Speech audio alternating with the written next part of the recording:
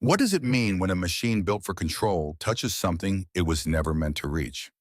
History is full of inventions that promise precision, safety, and advantage. Yet again and again, the deeper human beings press into the architecture of the world, the more the world answers back in ways that feel less like obedience and more like mystery. This story begins in laboratories, hangars, desert facilities, and sealed rooms where scientists and soldiers believed they were solving practical problems. They wanted clearer communication, stronger defenses, sharper intelligence, greater command over weather, time, memory, and signal.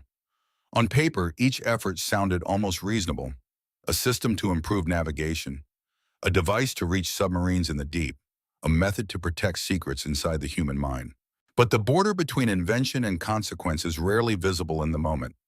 It is crossed quietly, a switch is flipped, a signal is amplified, a test runs a little longer than planned. Then something shifts, not always with an explosion, not always with alarm, but with the slower, more unsettling realization that a tool has opened a door no one knew was there. The accounts gathered here move through 10 projects shaped by military ambition and human curiosity. Some feel like science pushed to its logical edge. Others read like parables about the limits of control. Whether taken as history, interpretation, or warning, they share the same emotional center. The moment a system designed to master reality instead exposes how little of reality we truly understand. These are not stories about villains in dark rooms, nor about easy answers buried under official silence. They are stories about people, researchers, officers, operators, and witnesses who believed they were building certainty and found themselves staring at something stranger. In that tension lies the deeper question. When knowledge arrives in forms we cannot govern, does it make us more powerful or simply more aware of our fragility? To begin, we have to start with the sky, because one of the earliest dreams was also one of the oldest. If weather could be guided, perhaps history itself could be bent with it. What if the sky remembers what we ask it to do? On a humid morning near the Chesapeake, the air looked ordinary enough: flat light, low clouds, the kind of weather no one bothers to notice. Yet behind fences and antenna fields, a small circle of researchers believed the atmosphere could be persuaded. Not conquered exactly, but guided. A veil of rain here, a corridor of fog there, a storm turned just enough to protect one fleet and trouble another. The idea was born from a familiar military dream. Control the conditions, and you control the outcome. Early trials seemed to reward that faith. Rain arrived where drought had hardened the ground. Cloud bands bent in directions they should not have taken. Weather, for a brief and intoxicating moment, appeared less like wilderness and more like engineering. Then came the larger test. The system was expanded, the energy increased, the ambition made visible. What rose into the sky that day was not merely a storm, but a new kind of question. It held its shape too long. It fed on something no instrument had predicted. Even after the machinery fell silent, the disturbance remained, as if the atmosphere had learned a pattern and decided to keep it. Witnesses described impossible combinations: warm air and sudden frost occupying the same breath, rain falling from clouds too thin to hold it, winds circling without the logic of pressure or season. Forecasting became less like science and more like listening to an argument in a language only half understood. The project was shut down, the equipment dismantled, the records folded into silence. But the deeper unease outlived the program itself. Because the true revelation was not that humans could influence weather. It was that the sky might be more alive with hidden relationships than our models can hold. And once a system as vast as the atmosphere answers back, how do you know whether you changed it or simply revealed that it was always stranger than you imagined? Can time be measured so precisely that it begins to come apart? In the high desert of New Mexico, where silence can feel almost physical, a cluster of clocks was built to do something astonishingly simple: agree. The goal was military coordination on a global scale, navigation without drift, communication without delay, systems so synchronized they could function like parts of a single mind. Accuracy was no longer a convenience. It was strategy. The scientists believed they were refining certainty. Each instrument was designed to keep time with near-perfect fidelity, to divide the seconds of the universe into something stable and obedient. But as the clocks grew more precise, they began to expose a discomforting possibility. Time, it seemed, was not behaving as a single smooth river. It flickered, it pooled, it moved unevenly in places where theory said it should remain the same. At first, the anomalies were small enough to dismiss, one reading drifting from another, tiny discrepancies between identical conditions. Yet the deeper the network spread, the less those differences looked like error. They looked like geography, not of land, but of duration itself. Then the full system was activated. In the hours that followed, certain rooms seemed to thicken with time while others thinned. Near one device, a conversation stretched with dreamlike slowness, every gesture suspended in unusual detail. A few corridors away, tasks were completed with impossible speed, as if whole pockets of experience had been compressed. Witnesses could not agree on how long anything had lasted because each had occupied a different current. The military had wanted perfect alignment. What it uncovered instead was the fragility of shared time, the quiet assumption beneath every meeting, every memory, every promise. If 1 minute can lengthen for one person and vanish for another, then even reality becomes intimate, local, uneven. The project was sealed away, but the question remained. We often speak of time as though it belongs equally to all of us. But perhaps that has always been a useful story, not a fact. And if time itself can fracture, what else in human experience only appears universal because we have never measured it closely enough?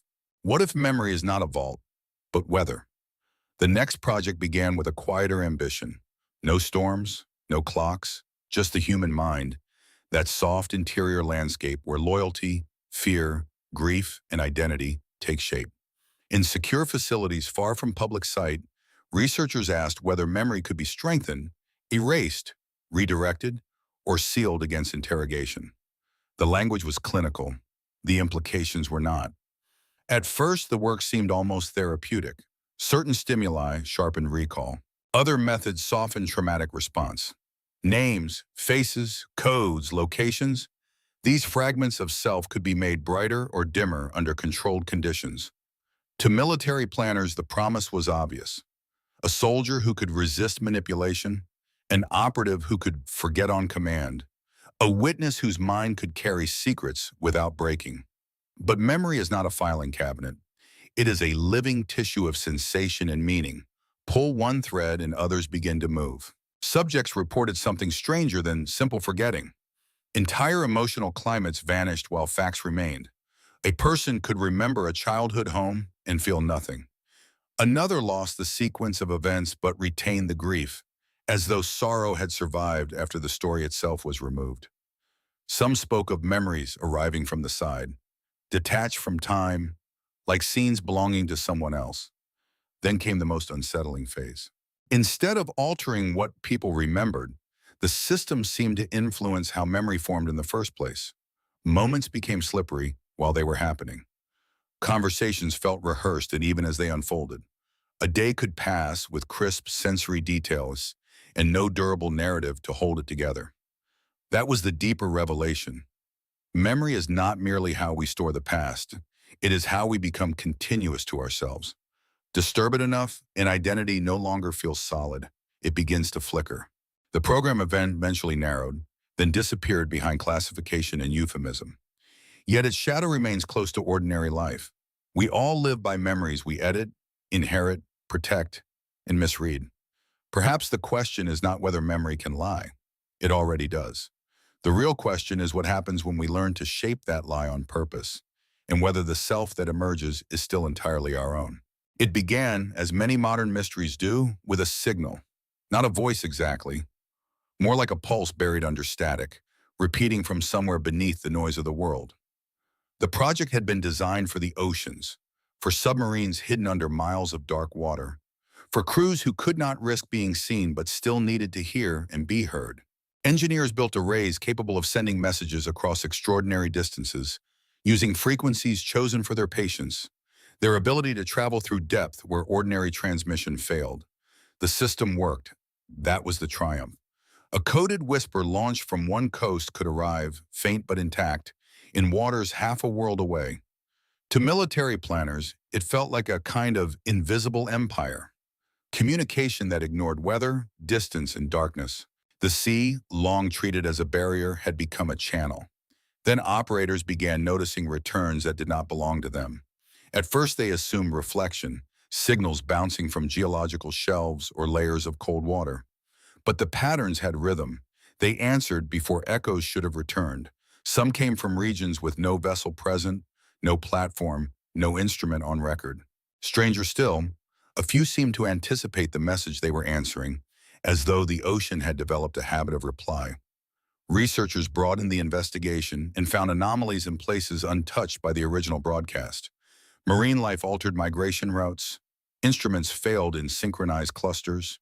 Divers spoke of feeling sound before hearing it, a pressure of meaning arriving through the body rather than the ear.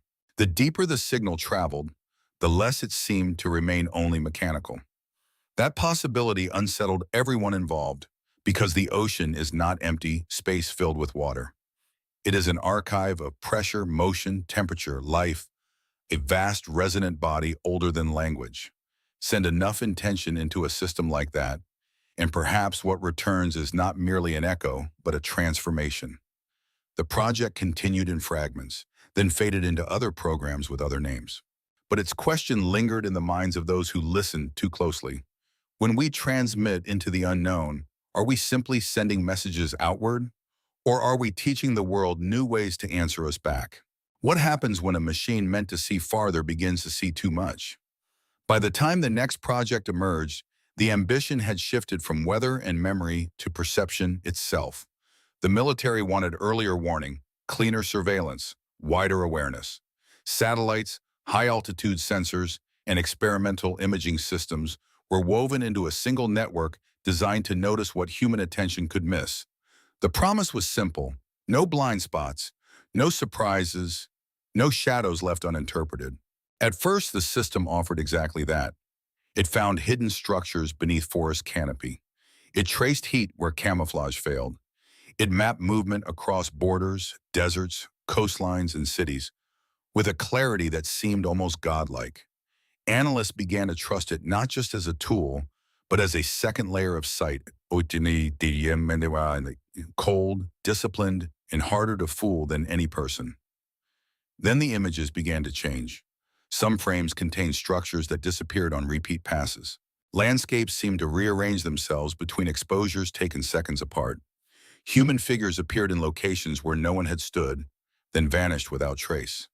The anomalies were first labeled as processing errors, sensor bloom, atmospheric distortion, but the more systems were added to verify the data, the more persistent the contradictions became. What unsettled the researchers most was not the presence of false images. It was the possibility that the system was capturing truths that ordinary seeing had no language for. Patterns emerged only when thousands of images were layered over time. Roads of heat where no roads existed. Repeating geometries beneath ancient terrain. Brief formations in the sky or sea that behaved less like objects than like events. Moments when the visible world seemed to overlap with something just beyond it. The project revealed an old human tension in modern form. We build instruments because our senses are limited, but every new instrument also changes what counts as reality. Once a machine shows us something we cannot explain, we stand in an uncomfortable place between faith and doubt. Do we distrust the image because it exceeds our understanding? Or do we distrust our understanding because the image refuses to fit it? In the end, the network remained useful, but never entirely innocent again. Because after a certain point, surveillance is no longer only about watching the world. It becomes a way of discovering how much of the world was never visible to us in the first place. There was a project built around silence. Not silence as peace, but silence as defense. The strategic absence of signal, the dream of hiding entire operations inside fields of engineered quiet. The concept was elegant.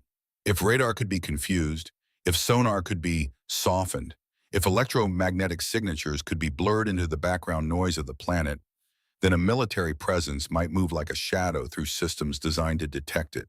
Teams of physicists and engineers worked with exotic materials, unusual geometries, and carefully tuned frequencies. Surfaces were reshaped to absorb rather than reflect. Chambers were built to test how waves bent, scattered, or disappeared. Aircraft, vessels, and portable devices all became candidates for a new kind of invisibility. Not fantasy, but statistical disappearance. The art of becoming less knowable. For a while, the results looked promising. Objects dissolved from instruments before they vanished from sight. Radar signatures shrank to ghosts. Acoustic footprints weakened until machines could no longer distinguish craft from current, metal from distance. The project seemed to prove something intoxicating. Not that matter could be removed, but that reality could be edited at the level of attention. Then came the side effects. Operators inside test zones described moments of profound disorientation as though space itself had lost its edges. Sound arrived from the wrong direction. Distances stretched and collapsed. Some reported seeing the outline of structures before the structures came into view, while others failed to notice doors, vehicles, even people standing a few feet away. It was not simple confusion. It was as if perception had been pulled off its usual coordinates. The more complete the masking became, the stranger the environment felt. Birds avoided certain ranges of air. Compasses hesitated. Recording devices captured long intervals of static where activity had clearly taken place. In trying to hide objects from detection, the researchers may have disturbed something deeper. The quiet agreement between the human mind and the world it expects to inhabit. That possibility lingered long after the test ended. We like to think seeing is passive, that the world simply presents itself and we receive it. But perhaps perception is a relationship, delicate and negotiated. And if that is true, then invisibility is never only about concealment. It is also about what happens to us when the bond between presence and recognition begins to loosen. What if the map is not merely a picture of the world, but a force acting upon it? The eighth project began with the oldest military instinct of all: know the terrain, know where mountains break, where rivers divide, where hidden routes gather and vanish. But this effort moved far beyond ordinary cartography. Scientists were asked to build dynamic maps, living models that could absorb weather, signal traffic, human movement, geological stress, and satellite surveillance all at once. The goal was prediction, not just where things were, but where events were likely to emerge. At first, the system seemed miraculous. It identified unstable regions before infrastructure failed. It traced supply lines invisible to traditional reconnaissance. It showed patterns beneath apparent chaos, revealing that cities, deserts, and coastlines all carried rhythms of pressure and flow. Commanders began to trust the map the way ancient sailors trusted stars. Then the predictions started becoming too precise. Certain zones glowed with probability days before anything happened there. A road empty at dawn would register as significant long before vehicles appeared. A remote structure would surface in the model before analysts could verify that it existed at all. Sometimes the system marked places where nothing was found, until later when an event arrived as if following instructions already written into the terrain. That was when unease entered the room. Because a predictive model can change behavior simply by being believed. Troops move because a map warns them. Resources gather because a system highlights risk. Decisions bend toward probability, and probability begins to resemble destiny. The question no longer was whether the map described reality accurately. It was whether reality had started organizing itself around the map. Researchers argued over interpretation. Some believed the system had simply become good enough to detect faint causes before they became visible effects. Others worried that once human institutions obey a model, the model becomes part of the world it claims only to observe. In that sense, every prediction is also a subtle intervention. The project survived in fragments, hidden inside logistics, intelligence, and disaster planning. Yet its deeper lesson remains unsettlingly close to everyday life. We all live by maps: political, emotional, technological, moral. We follow outlines of reality drawn by others, and often by ourselves. But when the map begins to shape the journey, how do we tell the difference between guidance and fate? It started with light no one was meant to notice. The project's official language was dry and practical: high-energy directed systems, atmospheric propagation, signal disruption. In simpler terms, the military wanted a beam that could travel cleanly through distance, deliver force with precision, and alter the electronic environment around a target. It was a dream as old as warfare itself. Reach farther, strike cleaner, control more while touching less. The early tests were impressive enough to inspire confidence. Pulses moved across vast ranges with elegant discipline. Sensors were blinded on command.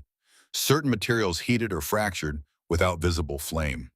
To the engineers, it seemed like a new chapter in their long history of light. No longer illumination, but instruction. Then the atmosphere began doing something unexpected. At specific altitudes and under certain conditions, the beam did not simply pass through air. It seemed to interact with it, drawing out transient shapes and luminous distortions that instruments struggled to classify. There were arcs with no storm behind them, curtains of pale radiance forming over test ranges, brief columns of glow appearing miles from the intended path, as though the sky were redistributing energy according to rules not yet understood. Pilots reported horizons bending strangely near activation windows. Ground teams described hearing a faint tonal hum before the systems powered on, as if some part of the event arrived in advance. Wildlife altered patterns around the sites. Electronics failed in concentric waves that extended beyond the projected field. Most unsettling of all, a few observers claimed the light did more than illuminate the air. It seemed to reveal layers in it, structures of motion and charge that ordinary vision had never prepared the mind to see. That possibility changed the meaning of the entire program. The beam was meant to be a tool. Instead, it behaved at times like a probe into the hidden architecture of the atmosphere, exposing that empty-looking space as anything but empty. Air carries memory of heat, water, particles, pressure, electricity, and motion. Under enough force, perhaps it does not merely transmit energy, perhaps it briefly shows its own living complexity. The project was narrowed, refined, absorbed into other efforts. Yet the deeper impression lingered. Human beings have always trusted light as a symbol of clarity, of seeing things as they are. But what if stronger light does not simplify the world? What if it reveals just how layered, unstable, and unfinished our picture of reality has always been? What if the deepest frontier was never outer space, but the thin border between thought and matter? By the time this project took shape, the military had already tested weather, signal, perception, and memory.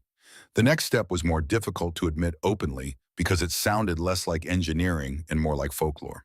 Yet serious people, in serious rooms, began asking whether consciousness itself could interact with distant systems, whether intention, attention, or focused mental states might detect, influence, or anticipate events beyond ordinary reach. The work was framed cautiously. Researchers spoke of cognition under unusual conditions, remote perception, decision support, anomaly detection. The language stayed technical because the implications were not. If even a small fraction of human awareness operated outside accepted models, it would challenge not only military doctrine, but the deeper story modern civilization tells about the mind. Early sessions produced little but ambiguity, fragments of imagery, symbolic impressions, descriptions vague enough to fit almost anything. Skeptics felt justified. But then a pattern emerged that was harder to dismiss. A participant would sketch a location never visited, and later details would align uncannily with photographs. Another would describe a hidden installation in emotional rather than architectural terms, yet capture its essence with disturbing fidelity. Accuracy came not like a machine, but like weather, uneven, elusive, impossible to command on schedule. That, in some ways, made it more unsettling. Because the project did not reveal a superpower, it revealed permeability. The mind, under certain conditions, seemed less sealed than we prefer to believe. Thought was not simply private, attention was not always local. A person sitting alone in a quiet room could, at times, brush against distant realities without understanding how. The military hoped to train, standardize, weaponize. Instead, it encountered an old problem in modern form. Whatever this faculty was, it would not become obedient. It answered unpredictably, shaped by emotion, fatigue, meaning, fear, and perhaps by relationships no instrument could fully track. The more tightly the system tried to define it, the more it slipped toward mystery. In the end, the project left behind no clean doctrine, only a difficult question. We often imagine consciousness as something contained inside the skull, separate from the world it observes. But what if awareness is less like a lamp and more like a field, something that touches more than it understands? And if that is true, then perhaps the strangest discovery was not that the mind could reach farther, but that it may never have been as isolated as we once believed.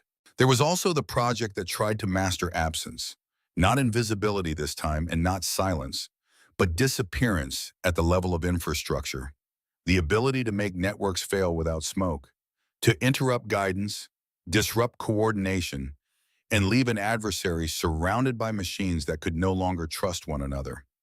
The concept belonged to the electronic age. If war had become dependent on systems, then systems themselves could become the battlefield. The research began with pulse technology, controlled bursts designed to overload circuits, confuse sensors, and fracture the hidden architecture of modern command. In test environments, the results were surgical. Screens went dark. Guidance loops collapsed. Automated defenses paused long enough to become vulnerable. To planners, it seemed almost merciful compared with physical destruction. A conflict could be decided by interruption rather than ruin. But complex systems have a way of revealing their own interdependence. As the pulses grew more sophisticated, strange collateral effects emerged far beyond the intended target field. Backup systems failed before primary ones. Devices disconnected from power still behaved as though struck. Timing errors rippled through equipment that had no direct link to the original event. It was less like a strike than a contagion of confusion. Then came the human reports. Operators in affected zones described a peculiar cognitive fog, difficulty sequencing thoughts, brief lapses in orientation, the feeling that intention and action had fallen slightly out of sync. Speech slowed. Decision-making became hesitant. Some compared it to walking through a room after hearing terrible news, when the world remains visible but no longer arranges itself properly. Whether these effects were neurological, environmental, or psychological was never fully agreed upon. What mattered was the implication. Systems were not failing in isolation. Human beings were embedded in them more deeply than anyone had wanted to admit. That may have been the most important revelation. Technology is often described as external to us, a set of tools we build and use.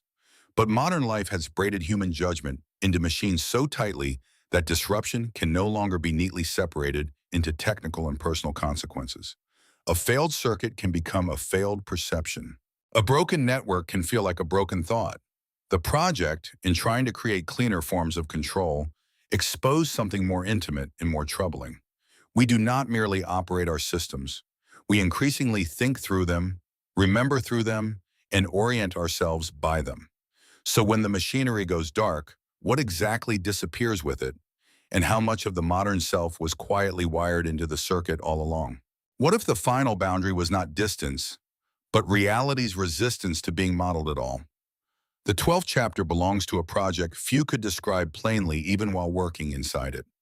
On paper, it was about simulation, advanced scenario design, predictive conflict modeling, synthetic environments where commanders could test outcomes before lives were risked in the field. Build the world in code, they believed, and the future might become legible enough to manage. The early systems were remarkable. Feed them terrain, weather, supply lines, population movement, communications, morale indicators, and they produced elegant forecasts, not certainty, but a disciplined approximation of what might happen next. In an age drowning in data, the simulation promised a form of wisdom, the ability to rehearse reality before entering it. Then the models began returning outcomes no one had programmed. At first, the anomalies looked like machine artifacts, unlikely chains of events, improbable convergences, conflicts dissolving where escalation seemed inevitable, disasters emerging from minor variables no planner would have prioritized. But the more the researchers refined the system, the more these strange results persisted. The simulation was not becoming more obedient, it was becoming more original. That was the unsettling turn. Some scenarios later unfolded in the real world with eerie similarity, not in every detail, but in emotional structure and human rhythm. A decision made out of fear, a delay mistaken for strategy, a cascade triggered by misunderstanding rather than force. The system seemed less skilled at predicting machines than at anticipating the frailty of people. Soon, an uncomfortable theory emerged. Perhaps the most decisive variable in history is not weapon strength, logistics, or geography, but the unstable interior life of human beings. Our pride, grief, impatience, hope, exhaustion, love of certainty, fear of humiliation. If so, no model could ever fully master the future because the future is constantly being bent by hearts that do not know themselves completely. The project was never discarded. It simply became humbler in the hands of those who understood its limits. A simulation can reveal patterns. It can expose blind spots. It can warn us against arrogance, but it cannot rescue us from the burden of judgment. And maybe that is the final lesson before the story turns toward its close. We build models because uncertainty is painful. We want history to become readable, governable, safe. Yet every serious attempt to contain reality seems to lead back to the same truth. The world is not a machine awaiting perfect control. It is a living weave of matter, mind, chance, and meaning. To know that may not make us stronger, but it may make us wiser and perhaps a little more careful with the futures we try to design.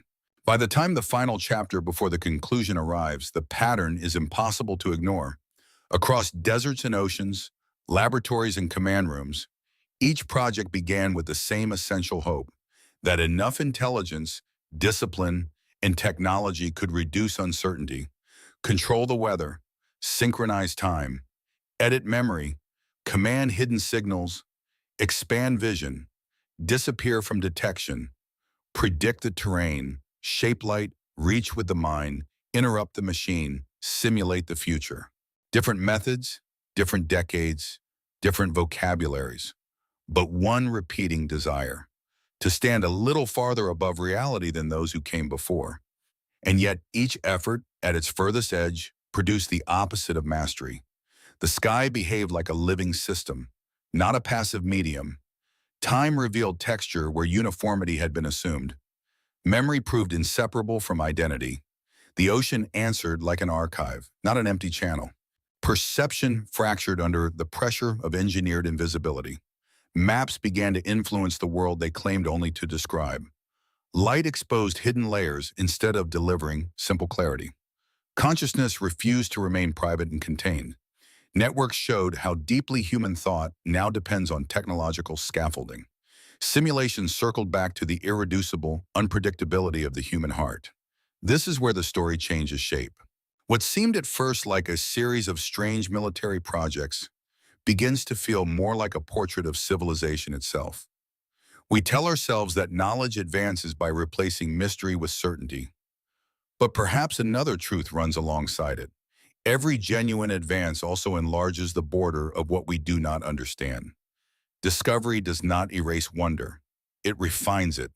That matters because the real danger in these stories is not hidden technology or buried archives. It is the old temptation to mistake access for wisdom. To believe that because we can reach farther, see deeper, model more, and influence more precisely, we have earned the right to assume the world is finally becoming transparent to us. But reality has a way of defending its depth, not through punishment, but through complexity. Through the reminder that systems are entangled, that causes travel in directions we fail to notice, and that human beings remain morally and emotionally unfinished no matter how advanced our tools become. So before the story closes, one final question remains suspended in the air. If every attempt to dominate reality ends by revealing its mystery, then maybe the purpose of knowledge was never conquest at all. Maybe it was always meant to teach us how to stand inside uncertainty with greater humility, greater care, and a deeper respect for the fragile world we keep trying to command. In the end, what stays with us is not the machinery, not the antennas rising into pale dawn, not the sealed chambers, coded files, specialized lenses, synchronized clocks, or controlled bursts of light. Those belong to history, and history has a way of absorbing even its strangest ambitions into paper, rust, silence, and rumor. What remains is something more intimate, the image of human beings standing at the threshold of understanding, reaching outward with brilliant tools and discovering, again and again, that the world is deeper than their designs. That is the thread connecting every chapter in this journey. Each project was born from urgency, fear, discipline, and ingenuity. Each was driven by the belief that uncertainty could be narrowed if only enough intelligence were applied. And each, in its own way, uncovered a reality less obedient than expected. Not chaotic in the cheap sense, but layered, alive with relationships between matter, energy, memory, perception, environment, and meaning that no single framework could fully contain. There is something profoundly human in that pattern. We invent because we are vulnerable. We measure because we are finite. We build systems to protect ourselves from darkness, distance, ignorance, and loss. That impulse is not shameful. It is one of the noblest things about us. But these stories remind us that invention does not free us from humility. On the contrary, the farther we reach, the more necessary humility becomes. Perhaps that is why these accounts continue to resonate. They are not only about military research or forgotten programs, they are about the oldest philosophical tension of all, the distance between what we can control and what we can only encounter. They ask whether knowledge is a ladder to power or a mirror that reveals the limits of our own assumptions. They suggest that mystery is not the enemy of understanding, but the condition that keeps understanding honest. And so the final image is not one of conquest, but of listening. Listening to weather, to signal, to memory, to the unstable testimony of time and perception, to the quiet warning that every system touches other systems we barely see. The future will bring new instruments, new models, new ambitions dressed in modern language. It always does. The question is whether we will meet that future as conquerors of reality or as wiser participants within it. Because in the long arc of history, the greatest discovery may not be how to change the world more completely, but how to live within its mystery without losing our humanity.